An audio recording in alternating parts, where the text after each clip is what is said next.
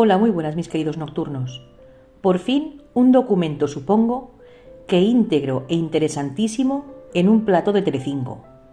Concretamente en Viva la Vida, donde colabora Raquel Mosquera. Vaya eso por delante. Y donde nos mostraban el cuaderno particional de la herencia de Pedro Carrasco, que dicho sea de paso fue redactado el 26 de julio de 2001. Un tema que sin duda ha tenido mucha controversia porque las dos partes implicadas parecen no haberse puesto de acuerdo en alguno de los puntos tratados en él. Un documento que podría ser quizá el comienzo de la enemistad entre las dos herederas del boxeador, su mujer Raquel Mosquera y su única hija, Rocío Carrasco. Antes de esta fecha, julio de 2001, tengo que daros algún dato también de muchísimo interés, que fue comentado en dicho programa. Y es que en marzo, 2 meses más o menos después del fallecimiento de Pedro Carrasco, ambas mujeres emitían un comunicado mediante el cual hacían saber a la opinión pública que llegaban a un acuerdo. Un acuerdo suponiendo y entendiendo con los puntos que su marido y padre, respectivamente, hubiera deseado. Un comunicado, mis queridas aves, que hacía pensar en el buen entendimiento de ambas, que parecían haber tenido un trato bastante cordial, al menos hasta entonces. La cuestión es que dicho cuaderno particional, que, como digo, se redactó el 26 de julio de 2001, enumeraba las propiedades del boxeador a repartir. Estas eran 2 bienes inmuebles: un piso en el Paseo de La Habana, que constaba casi de 74 metros cuadrados, bastante pequeño diría yo, y una parcela en Valdemorillo que tenía unas dimensiones, en este caso, bastante interesantes, pues medía 1.600 metros cuadrados. Además, el deportista tenía acciones, fondos de inversión y cuentas corrientes. Y, por supuesto, un coche y, cómo no, su ajuar personal. Todo este patrimonio se valoró en su día en más de 48 millones de pesetas, o lo que viene a ser lo mismo, unos 300.000 euros actuales. Pero claro, hay que tener en cuenta un detalle importantísimo, y es que la marcha del deportista fue tan repentina que no se había pensado, o si se pensó no se llegó a hacer desde luego, un testamento.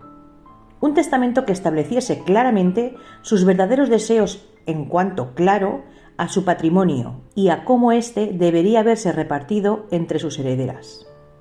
Así pues, al no haber testamento que decidiese lo contrario, la ley es muy clara al respecto.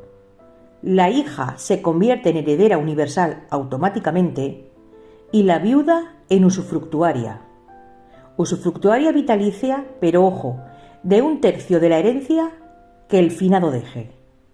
Sin embargo, ambas decidieron capitalizar el usufructo de Raquel, es decir, en palabras coloquiales para que lo entendamos, decidieron transformar el usufructo en una asignación de bienes y o derechos, valorando por tanto este en más de 13 millones de pesetas o lo que es lo mismo unos 82.000 euros de ahora.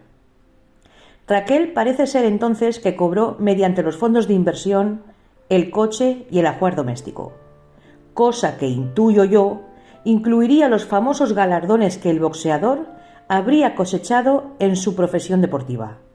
Esos, dicho sea de paso, que tanto han dado que hablar en todos estos años por diferentes platos de televisión. Pero el problema llegó cuando esto no alcanzaba para completar el valor por el que se había tasado el usufructo y por tanto se decidió que Raquel pudiera disfrutar del usufructo, pero en este caso temporal, del piso de La Habana. Ojo, por un plazo no superior a 6 años.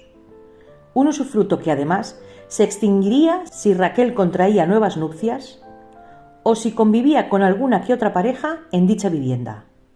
Entiendo yo que esto sería en deferencia al difunto. En fin, según esto, a Raquel le correspondería, aparte de los bienes enumerados, que os recuerdo incluyen los fondos de inversión, el coche y el ajuar doméstico, también el usufructo de la vivienda que había hasta el año 2007.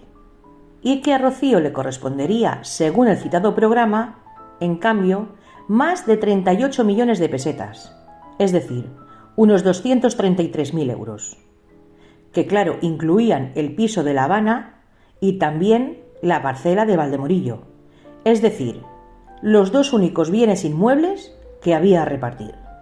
Además, hay que recalcar en este punto que Rocío renunciaría al dinero efectivo y también, ojo, al ajuar personal.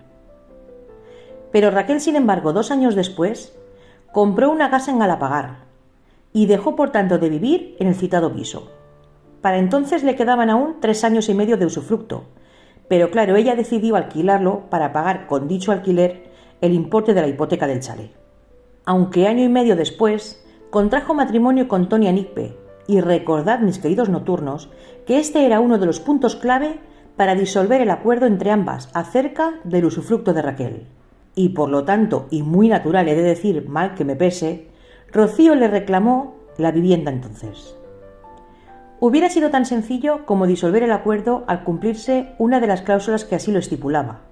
Sin embargo, fue Raquel entonces quien interpuso una demanda contra Rocío, una demanda mediante la cual consideraba que este documento atentaba contra sus derechos, ya que se habían valorado los inmuebles, según los documentos, por un precio muy inferior al real.